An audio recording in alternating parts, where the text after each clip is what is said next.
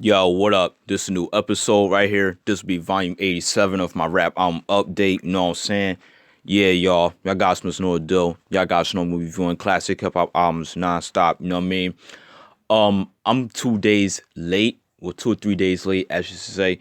I was gonna do this review on Saturday, but I was busy with a lot of shit. Was gonna do this on Sunday, yesterday as well, but just got lazy and shit. So I was like, you know what?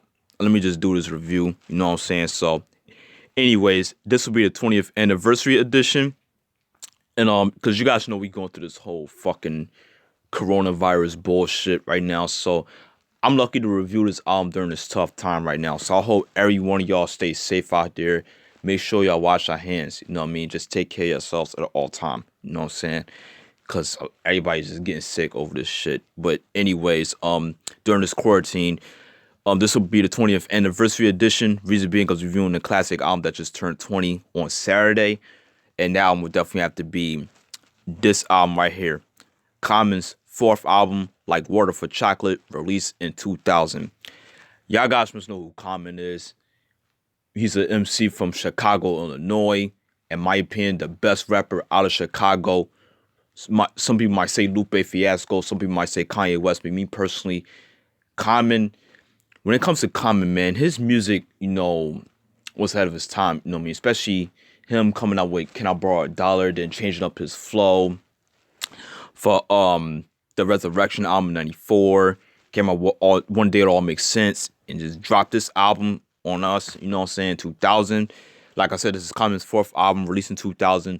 This was released 3 years after One Day It All Makes Sense, which came out back in 1997, which is a classic album, by the way. Definitely one of his best albums. You know, the album's known for songs like Reminded Me of Seth, Invocation, Retrospect for Life for Lauryn Hill, My City, Hungry, Making a Name for Ourselves. Food for Funk, Real Nigga Quotes. Fucking fire tracks on that song right here. One too many. I could just go on and on. And that was like the last album that he did with No ID. If y'all guys must know No ID is, he produced Jay-Z's 444 album, which I did a review on 3 years ago, which I gave it a positive review. I said it was a good album from Jay. And because you guys know that Common, that's No ID is like Common's go-to producer. Like, he gave Common his sound on his earlier albums, you know what I'm saying? Especially on the first three, you know what I'm saying? So, so this it was like a very, very different album, you know what I mean, from Common. And it was very important for him during this period because, like I said, he took a break, you know what I mean, like I said, this is like the first album he did without No ID. He started working with, with Jay Dilla, The Roots, D'Angelo, Erica Badu, the whole Soul Queens collective and shit like that. So it was very different sounding compared to his first three. Because the first three albums, Can I Borrow a Dollar and, Resurrection and One Day All Makes Sense, they kind of had like that more of like a boom bap jazzy vibe to it. While this one was more alternative and more soulful, you know what I'm saying? But in a good way, you know what I mean? And this, like I said, was a very important album for him because he kind of this album received a lot of critical praise when it first came out. It was critically acclaimed. A lot of people called it album of the year, the best hip hop album of 2000. A lot of people consider this as his best album. Me personally, I say either. Hold on. Sorry about that. I was busy. Like I said, a lot of people might consider this to be Common's best album. Like I said, me personally, I say either Resurrection or this. But don't get me wrong, this is like one of my favorites from the discography. You know what I'm saying? But yeah, man, like I said, this you could consider this to be Common's breakthrough album, if you could say. Yeah, he was known with the first three, but he was still underground in a way. And he left Relativity Records, signed with MCA, you know what I'm saying? And yeah, like this album right here, man, this is definitely a very important album. One of my favorites from the 2000s, if you ask me. Yeah, the singles that this album's known for. This album only has 3 singles. That is The Sixth Sense. That was the first single off the album. That was produced by DJ Premier, The Light, and Ghetto Heaven. You know what I mean? So the producers on the album are Common himself. He's like the executive producer. Questlove from the Roots, Derek Dudley, Jay Dilla, rest in peace, DJ Premier, D'Angelo, James Poyser, and Kareem Riggins. The guest appearances on this album are Venya Mojica, a very dope R&B singer from the Native Tongues Collective, Roy Hargrove, Femi Kuti, Jill Scott, yes, Bilal, very dope R&B singer, Most Def, MC Light, Slum Village, D'Angelo, and CeeLo. Yes, same CeeLo from Goody Mob, Dungeon Family fame. You know what I'm saying? So yeah, this album only has 16 tracks, so let's get to it, shall we?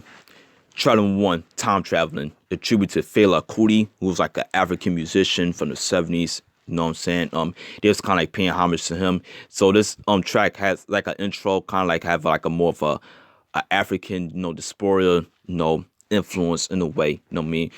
Good way to start off the album. You know what I'm saying? That features Venya Mojica, Roy Hargrove, and Femi Kuti. All right. Track number 2, Heat. Very dope song here. You know what I mean? Common, he definitely did his thing. Loved the beat for that joint right there. That joint right there was fire. You know what I mean? You can't go wrong with that. None to it. Track number 3, Cold Blooded, featuring Roy Hargrove. Another fire track right here. You know what I'm saying? This joint was hot. You know what I'm saying? Track number 4, Doing It. This is another dope solid track right here. You know what I'm saying? It's kind of like a more of like a party danceable vibe to it. You know what I mean? Just jam on to it. You know what I'm saying? So yeah, no really like background of the whole track. Track number 5, one of my favorite songs in hip hop history. That is The Light. When I first heard the song, man, I never heard something that was so unique like that in my life. And this came out back in 2000. This is one of my favorite beats that Jay Dilla ever produced, in my opinion, and ever remixed with Erykah Badu. But I like this one a lot better because it just really puts you in the mood. Like, it's very romantic. The video was very dope. You know what I'm saying? I mean, like, I could just listen to the song all day long. You know what I mean? I just never get tired of this joint right here. And a lot of people consider this as one of Common's signature tracks. And I cannot agree with them on that, because I can't agree with them because, like, this song definitely played a big part of my life. This song just really made me like a fan of Common. You know what I'm saying? Just such a very dope single. You know what I mean? So yeah.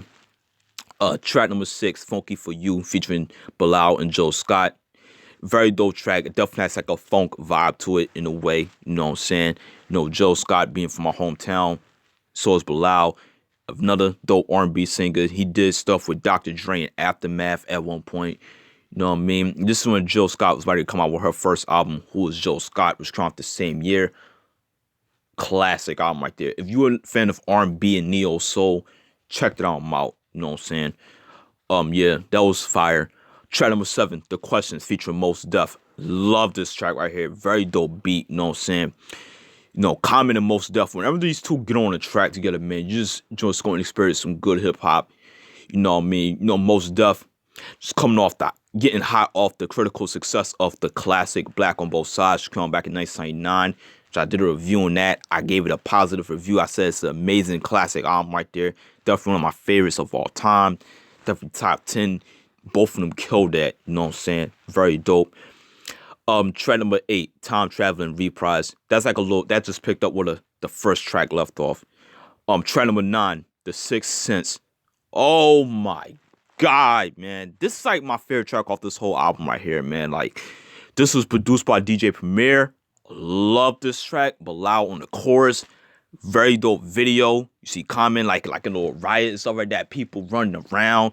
Him in the car. People trying to bum rush. I mean, just fire. You know what I'm saying? Like, Common, he killed this shit right here. I mean, like, DJ Premier, he was in his bag. Like, he really gave Common the heater on this track right here. I could just listen to this song all day long. You know what I'm saying? Like, this is fire. You know what I'm saying? Like, definitely one of my top favorite Common tracks of all time, man. Like, this definitely need to be mentioned a lot more. You know what I mean? Definitely a great track produced by DJ Premier, y'all.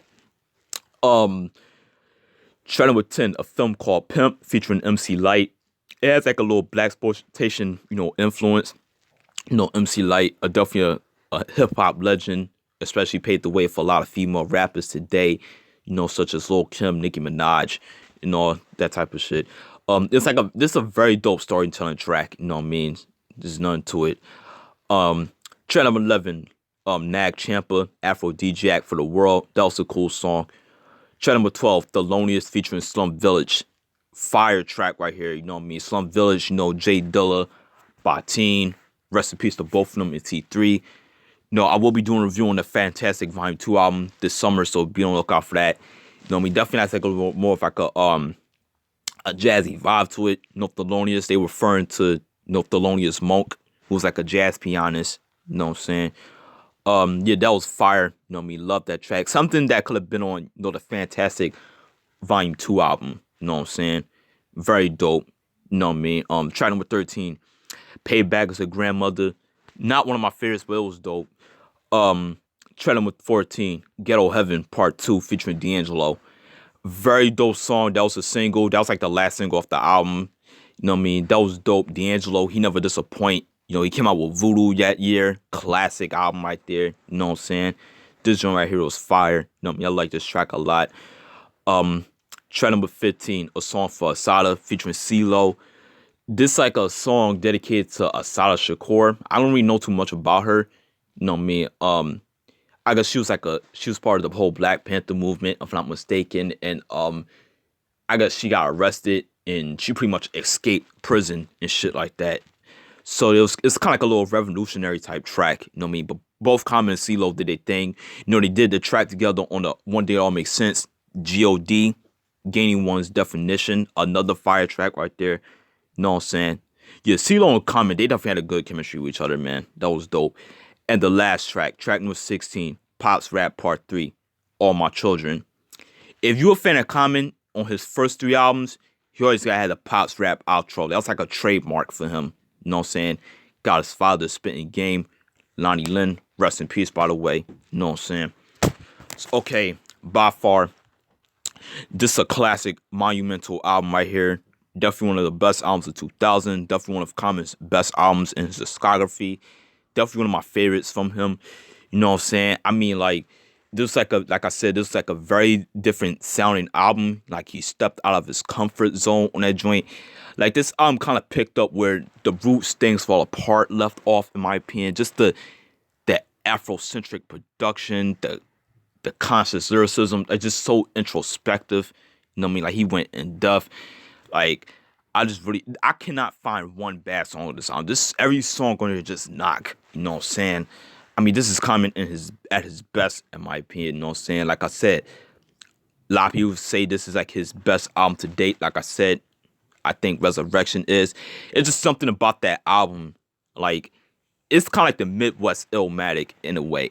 Hence, it came out in 1994. You know what I'm saying? But this album right here is no slouch. You know what I'm saying? Like, I could just listen to this album all day without getting tired of it. You know what I'm saying? Features some dope production from Jay Dilla, DJ Premier. You know what I mean? Just this, like, some of Common's best songs are on this album right here. You know what I'm saying? Like, I definitely like this album a lot. I highly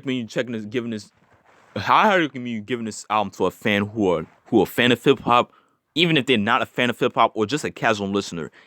I doubt they would enjoy this album. You know what I'm saying? So yeah, if you're a fan of Common, fan of neo soul, fan of early 2000s hip hop, that Midwest shit, then this is the album for you to check out. So this is Common, like What Up for Chocolate, released in 2000. Must cop, definitely a classic.